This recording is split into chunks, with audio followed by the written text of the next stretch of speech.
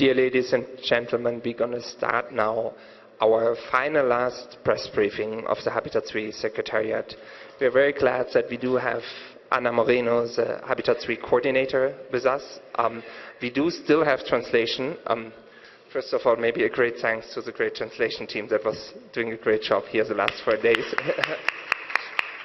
And to stay till late today. That was really very much appreciated. Thank you. I would hand over the word to Ana Moreno, the Habitat 3 coordinator. Now is the time to really kind of have in-depth detail on Habitat 3. Thank you, Ana, for coming. Thank you, Tobias, and thank you very much for all the work done these days at the Media Center, together with Janina and Alessandra and all the team, attending all of you. So thank you very much. I don't know if you will be able to translate me because I'm tired, but excited, and with my Spanish English it will be complicated. Well, conference has ended with the adoption of the new urban agenda. We are just coming from the ceremony of the flag lowering, and with that, tonight at 12 a.m. we will hand over again the territory to the government of Ecuador, and of course to the city of Ecuador too. With that, it's nearly more than a week where we have had different activities. As you know, we started on Monday, 17, as official opening of the conference, but in fact the weekend before we were already organizing several meetings, assemblies, and of course the exhibition. There has been a really intense and hectic week. But as Dr. Clos has mentioned before, just to express our thank you or gratitude to the government of Ecuador, to the municipality of Quito, and to the citizens of Quito, and in general to all the participants that have come to Habitat 3. As Secretariat, of course, for us is a historic day. We have been 2 years preparing this conference. It's a conference that is happening every 20 years. President Correa has said that perhaps it would be better to have it every 10 years. It's not us to decide, but it would be good at least to know how cities are doing, because the work starts today, and the work is about implementation of the new urban agenda. Together to discuss about this implementation of the new urban agenda, we have had 30,000 people accredited. If you remember, at the beginning of last week, we were talking about 45,000 people registered, and of those 45,000 people registered, 30,000 were accredited. That means that the rest of the people, of course, have been accompanying us, but they don't require accreditation because, as you know, there has been some areas of the conference that were not requiring accreditation. I would like to highlight a couple of issues, or if you want, aspects of the participation. First of all, local authorities. More than 2,000 local authorities have been with us this week. It's the highest number in any UN conference in history. 2,000 local authorities representatives. Doesn't mean only mayors, it means technical staff of the municipalities, regional governments, some national governments. I think it's a really important fact that needs to be remembered and needs to be part of the historic milestone that Habitat 3 is achieving here in Quito. The second one is the number of civil society. And again, we are one of the UN conference with more participation of civil society. A majority, 75% of the participants have been civil society. And I will stress and stress, because part of the Habitat 3 process has been to engage civil society. And when I talk about civil society, it's not only about grassroots communities or about non-government organizations working in the field. I'm talking about academia, I'm talking about professionals, I'm talking about women groups, youth groups, children groups. And in this conference, especially people with disability, older persons, media also included to you, all of you, not only on that side of the table, but also in this side of the table negotiating on the new urban agenda. So the participation of civil society for us is key. and it's going to be even more important for the implementation. We have been talking for several years also about the concept of legacy. Legacy is a concept that is not often used in UN conferences, but UN conferences bring a legacy. Part of that legacy is a long-term legacy, because we are not conference organizers. We are here to change in long-term values. So that is important to understand how it's relevant for the context where we are now in the United Nations, together with the SDGs that were approved in 2015, with the Paris Agreement. How important is the legacy of this conference? Just 1 year after the adoption of the SDGs, talking about how cities have to be planned, managed and built, and how, using the new urban agenda, we can achieve most of those goals that we were agreed together last year. So part of the legacy is this long term, but we also have medium and short term, and we are really proud to have some aspects of this conference that will be probably kept for the city. Hopefully the One UN Pavilion will be one space that will be kept for the city of Quito, and I think that's important to mention. Of course, we also have this venue that has been part of the renovation, and now museum, cultural activities will be able to come. And again, I think it's important to explain how is the impact of a conference. And then the volunteers and the capacity building in some cases of the whole staff, more than 3,000 people that have been working in this mini city during these days. So I think this is an aspect that we would like to also highlight. We are going to evaluate, of course, the conference. We always do that, especially in this case where it has been a huge a part of the Paris Agreement, COP21 in Paris and Rio +20 has not been any such big event in the last years. So we should evaluate in all aspects, not only logistics and operational, but also substantive. So having said that, I don't have much to add what Dr. Kloos was mentioning. I think what has happened in the plenary, I'm sure you have seen how delegations have been enthusiastic about the adoption of the new urban agenda, and you have been listening to them during the whole week. It's about implementation, it's about partnerships, it's about focusing. Now they have to demonstrate. So we will following up, of course, and supporting as United Nations. There is a World Urban Forum in 2018 in Kuala Lumpur. That will be the next moment where we will be able to monitor what has been happening in cities.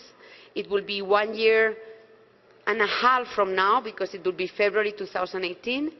And in that moment, we will ask those that have been committing to the Quito implementation plan if it has worked, if it has not worked, and what is the advancement on those commitments.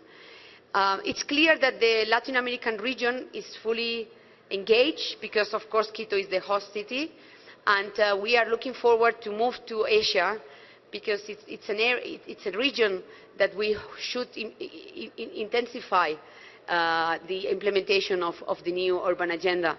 There have been a lot of participants from Latin America, mainly from Colombia, Mexico, Brazil, Peru, Argentina, Venezuela. We have had also a big representation from the United States of America and from Spain and Germany. But we are willing and hoping to especially engage those areas, or Africa and Asia, that are going to see the most important growth in the next years in urbanization. And Kuala Lumpur is going to be a really important one. And General Assembly resolution last year identified Kuala Lumpur as the next step and the first World Urban Forum to focus on the implementation of the new urban agenda. Habitat 1 and Habitat 2 were really important. Of course, Habitat 3 has gone beyond those two Habitat conferences. And probably what I would like to describe as Habitat 3, I think this time we have been talking really about cities and about urban development. I think in Habitat 1 and in Habitat 2 we were talking, of course, about people, We were talking, of course, about rights. We were talking, of course, about housing and other aspects of urbanization. And in Habitat 3, we have been talking about people, we have been talking about rights, but we have been also talking about the science of cities. There is a way, a scientific way, to make and to plan and to build cities better, where people is more equal, the way or that their life is more equal, and they have the capacity to have a better life. So I think this time you have been following all the conferences, and I will be pleased to come back to you if you have any question about the specific commitments. But there have been a lot of specific commitments talking also about this science of cities. Let's take what has been happening in the last 20 years, let's analyze, and let's give urbanization and urban science the role that has to have in development agenda, because without that it will be really difficult to advance in any eradication of poverty, hunger, or in any aspect of improving the life of citizens. So thank you very much. It has been a pleasure. It has been a really, I will say, warm conference for us, and we apologize if there has been any mistake, any problem. And from our side, there is a young team. In fact, there is a young team that will be probably the ones that will be managing Habitat 4. They are the urban planners of the future. And as it happened in Habitat 2, they will be here, I'm sure, in 20 years. Thank you very much. Thank you very much, Ana Moreno. We do have still time for some questions in case the distinguished journalists have questions. Yes, please. We always had a microphone here in the back. I don't know, Wenchum, can you quickly check if this microphone still exists or if it already has disappeared? Sorry for that. Yeah. Yeah, it's just because of the translation. Come here. Or just come here, yeah. probably. No, here it comes. Just coming. Just so the translation, like, it gets recorded. Thank you. It's just to know how many concrete commitments have been done already. More or less, yesterday there were around 70 commitments online, but most of the commitments that have been launched in the urban stage are not in the platform. So I will say around 100.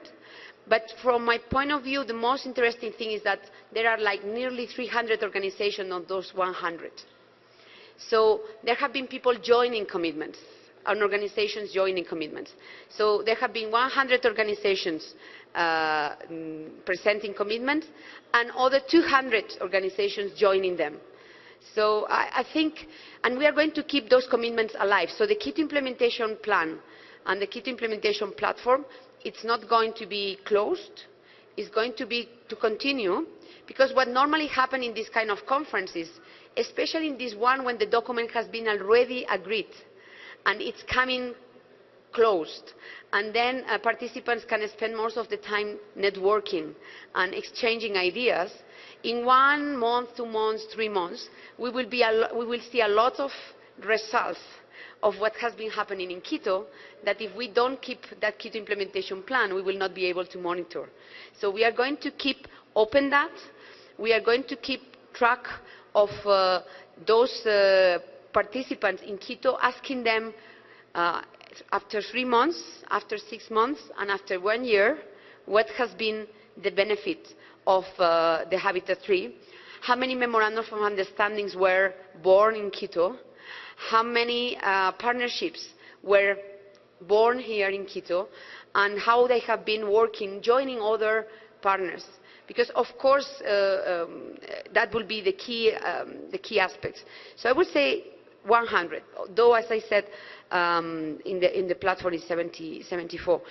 Yesterday was a really important one from the European Commission, in fact, 3 of them. And Germany has also launched a really important commitment on sustainable transport. And we have small commitments, big commitments, and some commitments that will grow. And that's the important part. In fact, it's quite complicated right now to monitor which commitments were in Habitat 2 and which ones were successful. So we want this time to be sure that we keep that track. And we were not looking for quantity. What we want is that those 100 are really focused one. Let's see how many in Kuala Lumpur are able to track, how many have been successful, and which have been the main problems for those ones that have not been successful. Thank you very much. We still have time for one or for another question. Thank you. In Spanish. Muy buenas tardes. Good afternoon, José Antonio Vargas, Noticiero I always doubt about the effectiveness of the agreement signed this week between Singapore and the United Nations. But what truly ensures that all these projects can be met in 5 years, these support projects for African countries? And my other question would be complemented with the principle specified today about financing. Maybe economists don't talk about this, or maybe you don't show it, so that economists can tell us what we can do so that countries really grow.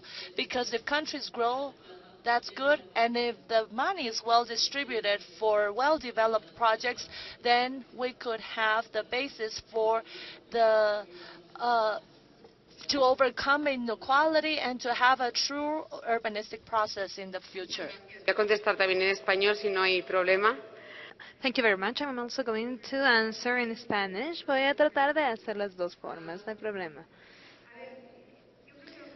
I believe that Dr. Claus in the press conference already explained that Habitat 3 is not an urban agenda linking urban agenda. We obviously depend on the decisions taken at regional, local, and national basis. What I believe can mark a difference with regard with the urban agenda is what we were saying before, that the basis of civil societies that have been managed in these 2 years with the preparations for Habitat 3. I believe that the new urban agenda establishes 2 main principles. The first one is the urgency of defining how we want our cities to be in the next 20 years. This urgency has not been as evident in the United Nations till this moment.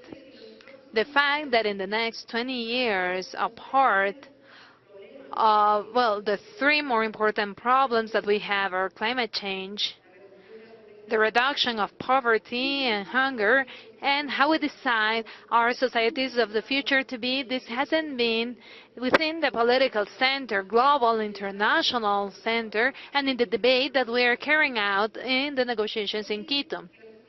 Meaning that the civil society that has come with us is the one that needs to have an important capability of decision-making. The next point that is important for this urban agenda is the support of local authorities. In this sense, they are evidently not everywhere, but they can be called quality control of the urban agenda. So if the local authorities are rigorous, serious in this urban agenda, and they had decided together for this urban agenda to make a difference in the way that they are being financed, governed, and in the way they manage the cities. This means that at a local basis we're going to have a change that is going to take a few years. In fact, one of the questions is, what are local governments going to do with regards to the urban agenda? Are they going to approve it in the municipal plenaries?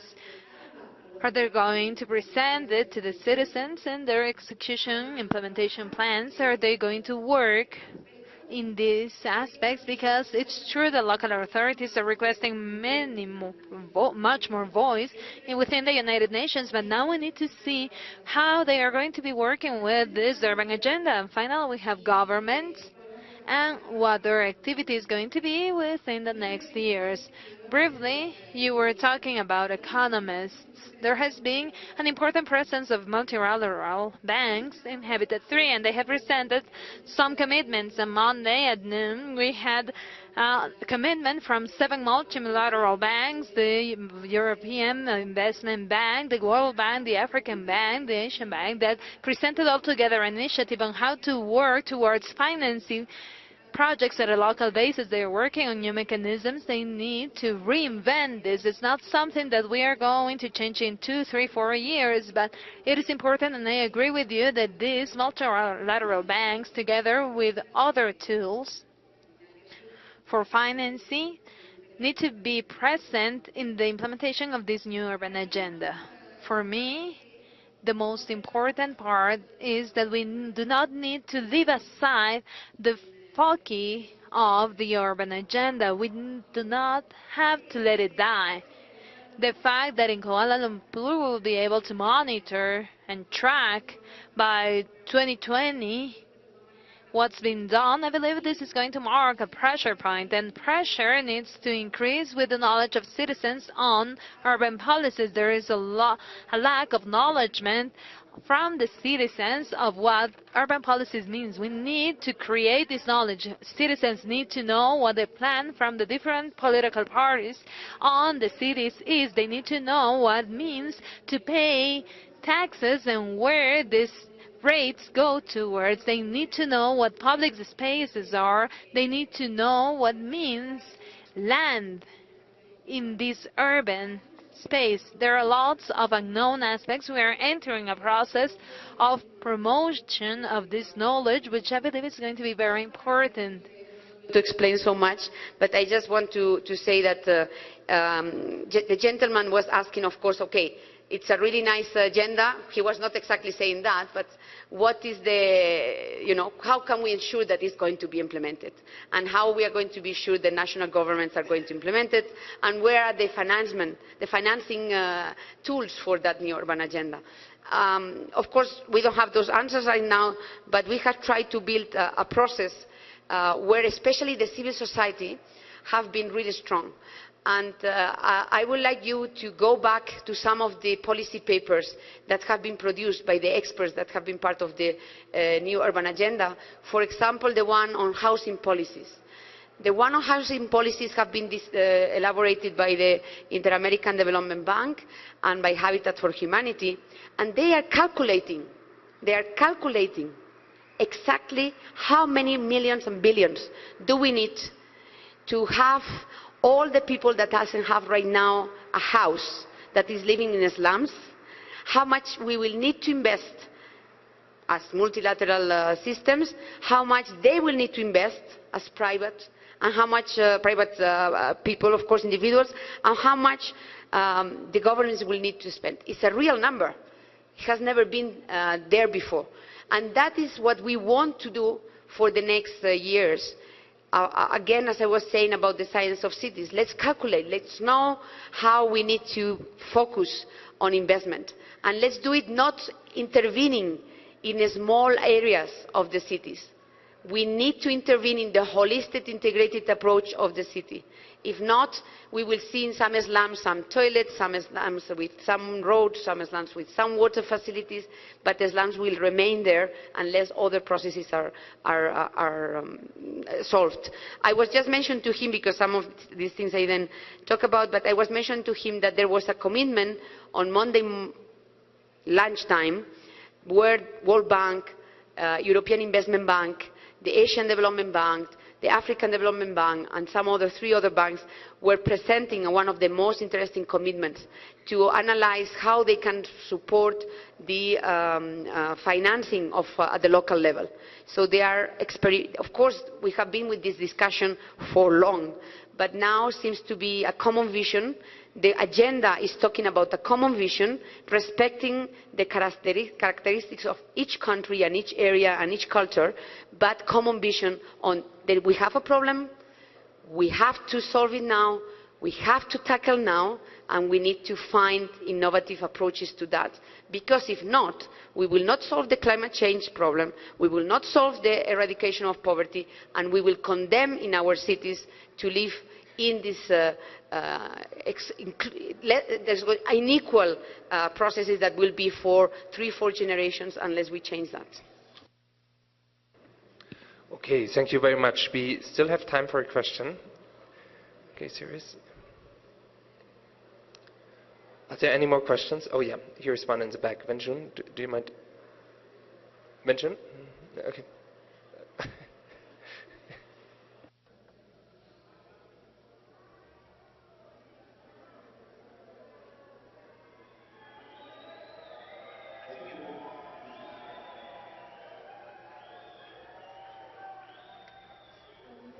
I'm also going to speak in Spanish. And my question is, we're talking about the cities of the future and how we want them, right? But then what is the answer? How do we imagine, how do we picture the cities of the future? And the other one is, from all of the events that we have, what are the main innovations or commitments that can be highlighted from what happened within Habitat 3? Thank you. You're not questioning the best person because I can tell you about the events all day long. However, I'm going to try to be fast. I'm going to begin with the second question. Most and everything, things that or events that have surprised me and amazed me are the ones that have some symbolic aspects or that due to their convocatory capacity, attendance capacity, have something to highlight. First, the communities of informal human settlements. 50 leaders of informal human settlements from Africa, Asia, and Latin America have participated, and they have come here to Quito to get to know in a better way how they can implement better aspects of the new urban agenda within their spaces, that they are going back to their informal settlements, and as leaders of the communities they are going to work on some projects, and we're going to invite them again in Kuala Lumpur in Malaysia to see how they have evolved, how these projects have evolved.